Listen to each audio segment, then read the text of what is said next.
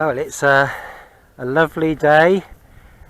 I've taken the opportunity to come out, and I've got a little bit of a breeze.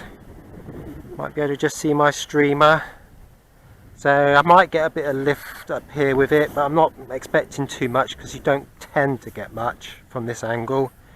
So I'm going to fly my Olympic. Okay, motor shut off.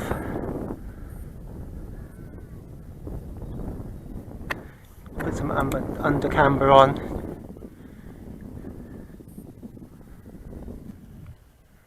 I did fly my trendy yesterday, but I just didn't enjoy it. It's all, I always have to mess around with it every time I bring it out. I've almost pretty much given up on it now. Whereas with the Olympic, fix on the wing, plug it all together, put the battery in, and I'm off.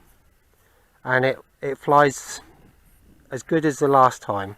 So looking forward to a nice bit of relaxing flight. Not sure what I'm going to do. I might be able to benefit from a bit of lift up this bit of slope. I might even try and see if I can pick up on some thermals.